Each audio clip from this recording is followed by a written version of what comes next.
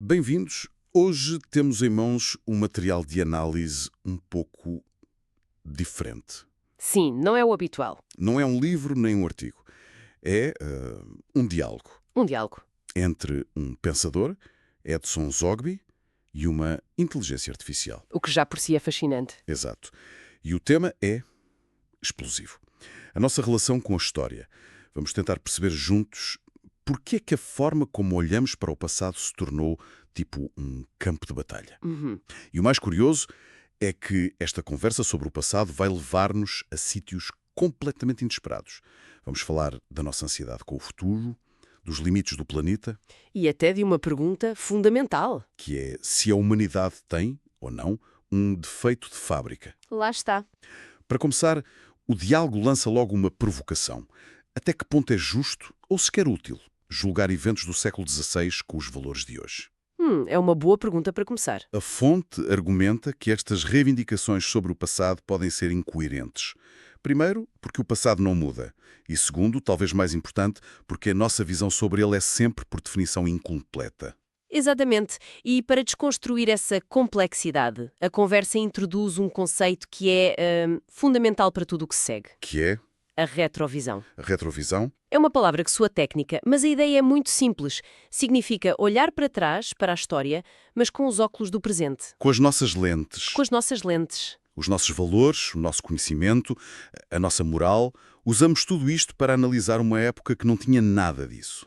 E quais são os perigos de usar esses óculos do presente? Onde é que isso nos pode levar de errado? Olha, o principal perigo é a distorção. Ao aplicarmos os nossos padrões atuais, corremos o risco de simplificar excessivamente a realidade. De simplificar, exato. Exato, de simplificar a realidade histórica. Ignoramos as pressões, as limitações, a própria mentalidade das pessoas daquela época. Certo. Por exemplo, julgar um monarca do século XV por não ser democrata. É um anacronismo. É completamente anacrónico. Ele não operava nesse sistema de valores. A retrovisão leva-nos a conclusões que podem ser arrogantes e, no fundo, pouco honestas intelectualmente. Porque nos colocamos numa posição de superioridade moral. Precisamente. Uma superioridade que não merecemos. Estamos a julgar um jogo de xadrez com as regras do futebol. Não faz sentido. Percebo. Deixa de ser uma tentativa de compreender para ser apenas um exercício de julgamento. Mas se a retrovisão é tão problemática, por que é tão comum? Sim. E é aqui que a análise se torna mais acutilante. A fonte sugere que esta insistência em reavaliar o passado pode não ser apenas um erro. Não ser um erro. Pode ser uma estratégia deliberada. A expressão que é usada é obter capital rápido. Obter capital rápido. Capital financeiro, Político. pode ser tudo isso. A ideia é que, ao criar narrativas de culpa e de dívida histórica, certos grupos conseguem obter ganhos no presente. O diálogo menciona especificamente a forma como se pode alavancar sentimentos de culpa judaico-cristãos, que estão muito enraizados na cultura ocidental, para criar uma narrativa poderosa de que existe uma dívida. Uma dívida que precisa de ser paga. Exato. E essa dívida pode ser convertida em reparações financeiras, em poder político ou em capital social. Isso é uma ideia muito forte. Então, quando vemos um debate público sobre, por exemplo, o legado do colonialismo, a fonte sugere que não estamos apenas a falar de história. Estamos a assistir a uma disputa por recursos ou poder hoje. Precisamente. A história torna-se o campo de batalha, mas o prémio está no presente. Não se trata de corrigir o que aconteceu em 1850. Mas sim de legitimar uma ação política em 2025. Lá está. A fonte usou uma analogia que eu acho muito eficaz. A história transforma-se numa negociação sobre versões. Um cordão infinito que diferentes grupos podem puxar para manter as suas agendas vivas e urgentes. O foco deixa de ser a verdade. Completamente. O foco desvia-se da verdade histórica para o controlo narrativo. Mas isso não é um pouco cínico? Apaga a possibilidade de existir uma tentativa genuína de fazer justiça histórica? Ou o argumento é que até as melhores intenções acabam por ser instrumentalizadas? Essa é a grande tensão. O diálogo não nega a existência de injustiças históricas, reais e brutais. O que ele aponta é o mecanismo pelo qual a discussão sobre essa injustiça se torna ela mesma uma ferramenta de poder no presente. Percebo. Mesmo as causas mais justas podem ser capturadas por esta lógica. E o perigo, como a fonte alerta, é que a sociedade fica paralisada, ficamos presos neste ciclo de revisão do passado. Reabrir feridas. Sim, em vez de as cicatrizar. E gastamos uma energia imensa que podia estar a ser usada para construir, de facto, um futuro melhor. Falaste em construir o futuro. E se a fonte estiver a sugerir que a nossa obsessão com o passado é precisamente por causa do futuro? Essa é exatamente a próxima camada da análise. É um ponto brilhante. O medo do que aí vem faz-nos olhar para trás? Exato. A obsessão com o passado pode ser um sintoma de uma profunda ansiedade sobre o futuro.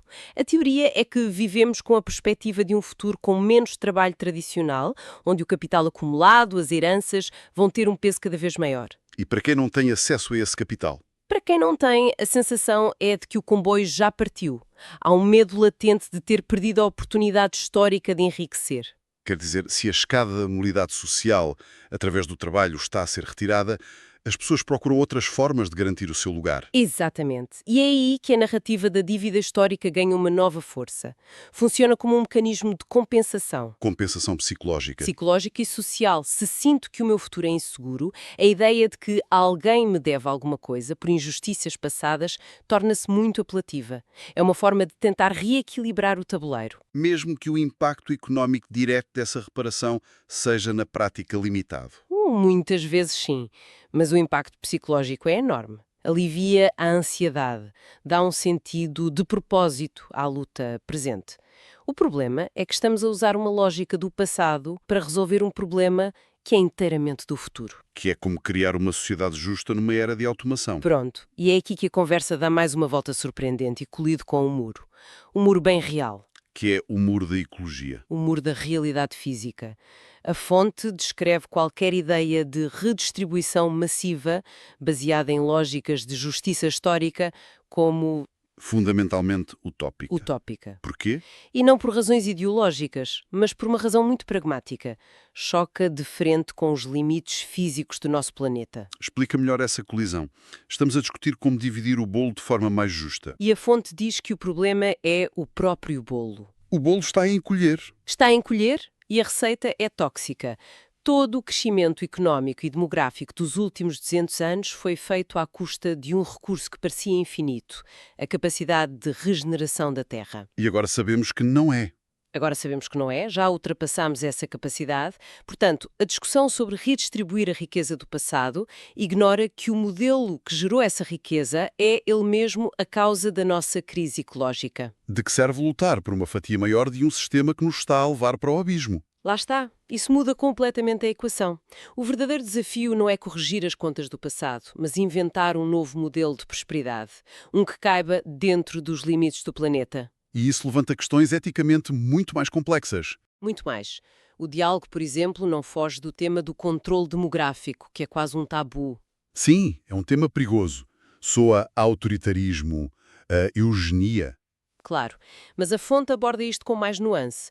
Não fala de um controle imposto, mas de uma gestão populacional orgânica. O que é isso?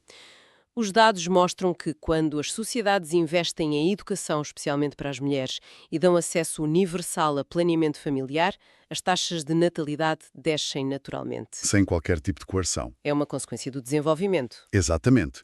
O caminho parece ser mais desenvolvimento humano e sustentável, não menos. O que nos leva, inevitavelmente, a um plano mais filosófico. Se sabemos isto tudo, por que é que não mudamos? A fonte chega mesmo a perguntar se a humanidade não terá um defeito fundamental. É a pergunta de $1 milhão, não é? O diálogo descreve um paradoxo gritante. A nossa tecnologia evoluiu a uma velocidade exponencial, mas a nossa maturidade emocional, a nossa sabedoria ecológica, Ficou para trás. ficou presa na idade da pedra.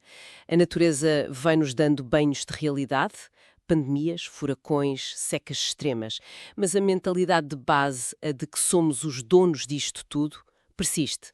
É a tal visão antropocêntrica. Exatamente. Acreditamos que a história do mundo é a nossa história. Quando construímos uma barragem, pensamos na energia para as nossas cidades, não no ecossistema que vai desaparecer para sempre. Vemo-nos como os donos da casa e não como um dos muitos habitantes. É isso. O nosso avanço tecnológico deu-nos as chaves de um carro de Fórmula 1, mas continuamos com a maturidade de quem acabou de tirar a carta. Temos o poder, mas não a sabedoria para usar. A grande questão é, conseguimos amadurecer a tempo? E a fonte arrisca dar prazos para essa maturidade? E não são muito animadores, pois não? Não, de todo. Apresenta dois cenários. O otimista é que uma mudança cultural profunda, uma verdadeira alteração de valores, levaria entre 50 a 100 anos a acontecer de forma orgânica. O problema é que não temos 50 ou 100 anos. E esse é o cenário pessimista, que a mudança não será voluntária, será forçada.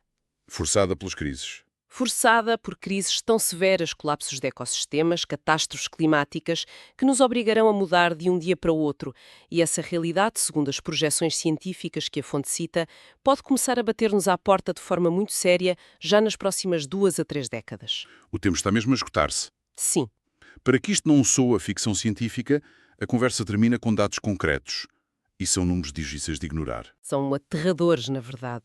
O IPCC, o painel do clima da ONU, diz que para termos uma hipótese de não ultrapassar os 1,5 graus, precisamos de cortar as emissões globais em 45% até 2030. Até 2030, estamos quase lá.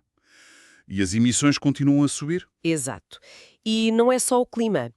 No que toca à biodiversidade, o relatório da IPBES é igualmente alarmante. O que é que diz? Fala de cerca de 1 milhão de espécies ameaçadas de extinção nas próximas décadas, muitas por nossa causa. E em termos de consumo de recursos, os dados mostram que já estamos a consumir o equivalente a 1,7 planetas Terra por ano. 70% a mais do que o planeta consegue regenerar. Isto não é uma opinião, é contabilidade, e é a contabilidade de uma falência anunciada. É impressionante o percurso que fizemos. Começámos a discutir a interpretação de um texto histórico e acabámos a fazer a contabilidade da sobrevivência da nossa espécie. Pois. Fica claro que a maneira como lidamos com o nosso passado está profundamente ligada à nossa capacidade de ter ou não um futuro. E talvez a chave esteja mesmo no final do diálogo. Depois de toda esta análise, o pensador Edson Zogby termina com um pedido curioso. Ele pede estudos e perspectivas de outras culturas, mencionando o Japão e a Coreia. E isso deixa-nos com um último pensamento, certo? Deixa-nos com um último pensamento, que me parece a forma perfeita de terminar. Que é? Enquanto estamos obcecados com dados globais e prazos que parecem esmagadores, talvez o verdadeiro caminho para essa maturidade de que falamos não seja encontrar uma única resposta universal, uma consciência global homogénea. Talvez a solução esteja no oposto. Talvez na nossa capacidade de ouvir, compreender e integrar as múltiplas formas como outras culturas veem o tempo, a natureza e o nosso lugar no mundo. A sabedoria pode não estar numa resposta única, mas no diálogo entre muitas respostas diferentes. E talvez essa seja a única forma de sairmos da armadilha que criamos para nós mesmos.